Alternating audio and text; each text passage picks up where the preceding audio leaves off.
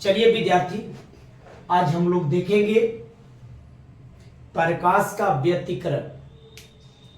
ये 2 अंक के लिए बहुत बहुत ही महत्वपूर्ण होता है।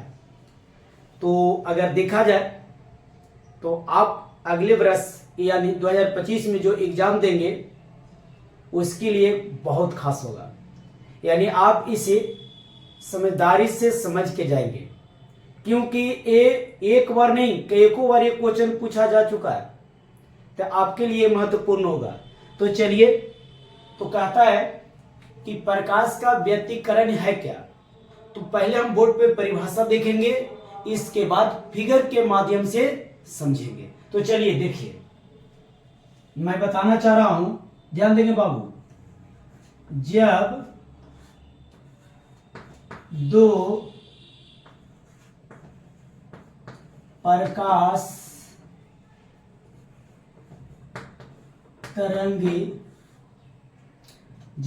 प्रकाश तरंगे किसी माध्यम में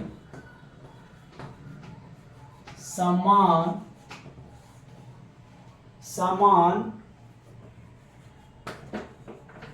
आवृत्ति के साथ एक निश्चित दिशा में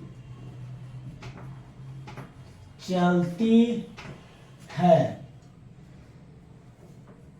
तब अध्यारोपण के कारण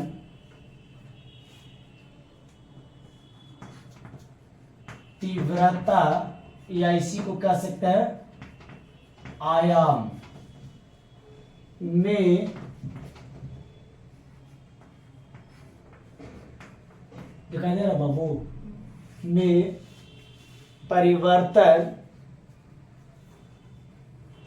की घटना को प्रकाश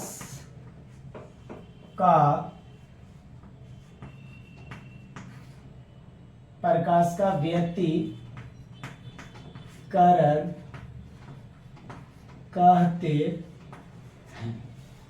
चलिए, मैंने क्या लिखा, बात को समझेंगे।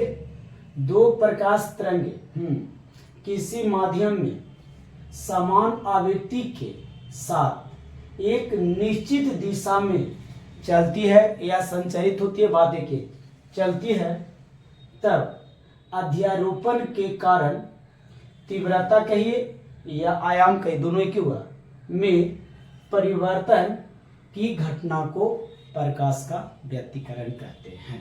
चलिए ध्यान देंगे। मान लिया जाए एक क्षैतिज है, एक प्रकाश तरंगे इस तरह से संचरित हो रही है। तो यहाँ पे एक तरंग की और कल्पना करते हैं। इस तरीका से क्या होता है, ये भी संचरित हो रही है। तो कहता है कि इसकी जो आवृत्ति होगी और इसकी जो आवृत्ति होगी वो दोनों समान होगा। कहने का मतलब हुआ कि यदि इसकी आवृत्ति 50 है तो इसकी भी आवृत्ति 50 होनी चाहिए, इसकी आवृत्ति 100 है तो इसकी आवृत्ति भी 100 होनी चाहिए। तो जब ये एक दिशा में, कहिए एक निश्चित दिशा में ये चल रही है, और इसमें जो माध्यम का कण है वो माध्यम के कण के प्रत्येक बिंदु पे है ना, ये क्या होगा, तरंग का मान क्या होगा, अलग अलग होगा। कहने का मतलब हुआ कि तरंग संचरण के लिए माध्यम की आवश्यकता होती है।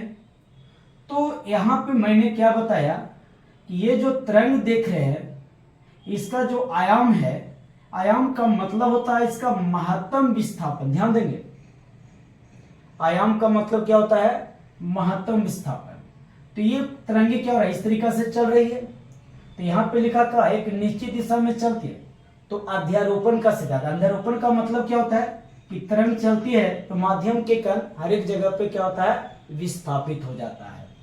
तो यहाँ पे जो देख रहे हैं, इसकी जो तरंग में यानी जो तीव्रता में परिवर्तन हुआ, इस परिवर्तन की घटना को हम क्या कहते हैं, प्रकाश का व्यतिकरण। यानी मैं समझाना चाह रहा हूं कि जब दो तरंगे किसी माध्यम में समान आवृत्ति के साथ एक निश्चित दिशा में चलती है, तब उसकी तीव्रता या आयाम में परिवर्तन की घटना को हम लोग क्या कहते हैं, प्रकाश का व्यतिकरण कहते हैं।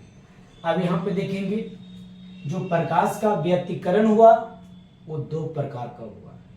तो हम यहां लिखेंगे, इसको हम रब करते हैं, लिखेंगे प्रकाश का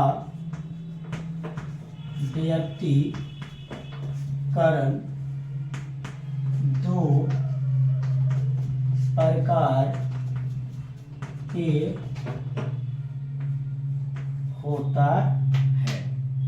अब यहां देखेंगे, यहां पर लिखेंगे समपोषी व्यतिकरण। अब चलिए समपोषी व्यतिकरण क्या है, तो हम डायरेक्ट लिखेंगे वैसा व्यतिकरण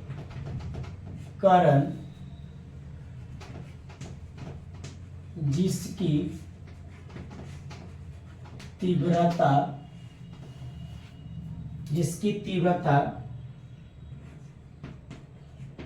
बहुत अधिक होता है। मतलब ऐसे समझे कि जिस व्यतिकरण में प्रकाश की तीव्रता सर्वाधिक हो, है ना, उसे हम क्या कहेंगे, समपोषी व्यतिकरण कहेंगे।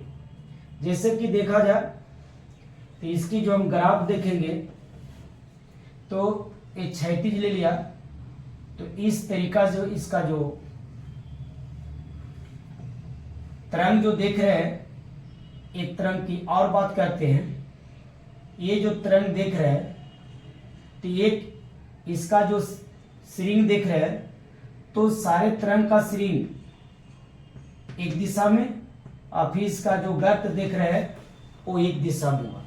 और जब तरंगे एक दिशा में संचरित होता है तो उसकी जो तीव्रता होती है वो क्या होता है, महत्तम होता है। क्या होता है, महत्तम होता है।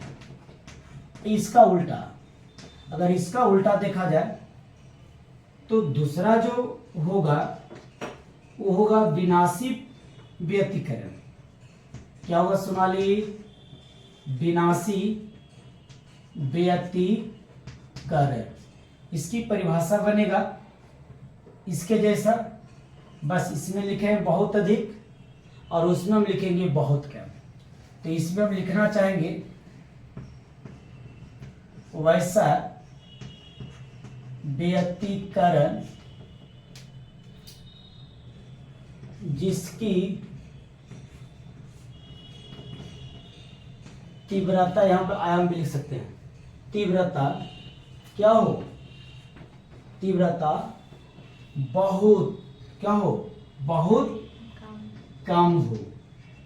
कहने का मतलब हुआ कि अगर तीव्रता बहुत अधिक होगी तो तीव्रता बहुत कम होगा, तो उसका जो मान होगा अधिक होगा और मान बहुत कम होगा। कब देखा जाए, दिखा दे रहा बाबू, मान लिया जाए ये क्षैतिज है, ध्यान देंगे, और इसकी ये तरंगे संचरित इस दिशा में हो रही है, लेकिन जो दूसरा तरंगे होंगे, जो दूसरा प्रकाश तरंगे होंगे, वो देखिए ये इस तरीका से, ये इस तरीका से, ये इस तरीका से, ये क्या होगा, संचरित होगा।